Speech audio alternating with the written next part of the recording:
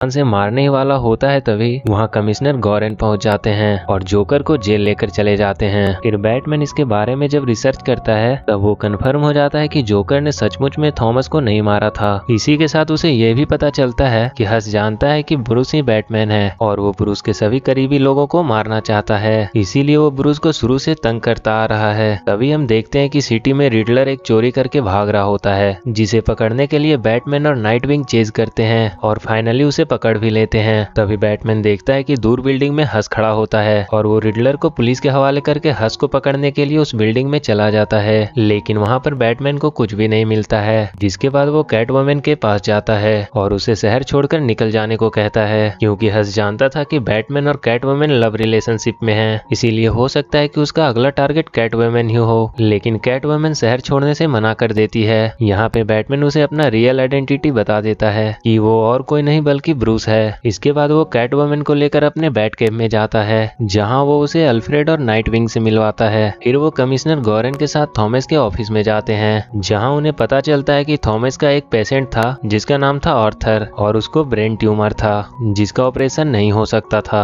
इसका मतलब उसकी डेथ पक्की थी। इसी दौरान कैटवुमन और नाइटविंग निकल जाते हैं नाइट पेट्रोलिंग के लिए, जहां वो एक ग्रेवयार्ड में पहुंचते हैं। तभी उन पर स्कैरक्रू अपने फियर गैस से हमला कर देता है। नाइटविंग तो उसके फियर गैस का शिकार हो जाता है, लेकिन कैटवुमन किसी तरह उसे हरा देती है। फिर वो नाइटविंग को एक सीरम के द्वारा ठीक कर देती है और बैटमोबिल से उसे वापस भेज देती है, लेकिन उसके जाते ही हस कैटवुमन को किडनैप कर लेता है। वहीं बैटमैन और कमिश्नर गॉरेन जाते हैं रिडलर से पूछताछ करने के लिए, जहां रिडलर उसे बताता है कि वही हस है और वही वो पेशेंट आर्थर भी है जिसको ब्रेन ट्यूमर हुआ था। उसी ब्रेन ट्यूमर को ठीक करने के लिए उसने लेजर स्पीड का यूज किया था, जिसके बाद उसने सभी विलेन से मिलकर बैटमैन की लाइफ को बर्बाद करने का डिसाइड किया था। इसने जो भी कुछ कहा था वो तो बिल्कुल सच था, लेकिन ये असली रिडलर नहीं बल्कि एक क्ले फेस था। अब बैटमैन इसके साथ फाइट करने लगता है और उसे हरा भी देता है। अब बैटमैन सीधा वहीं पहुंच जाता है जहां रिडलर ने कैटवुमन को किडनैप करके रखा था। यहाँ पे बैटमैन और रिडलर के बीच एक लंबी फाइट चलती है। दोनों ही एक दूसरे पर भारी पड़ रहे होते हैं। रिडलर लेजर स्पीड का यूज करने के कारण बैटमैन पे काफी भारी पड़ रहा था।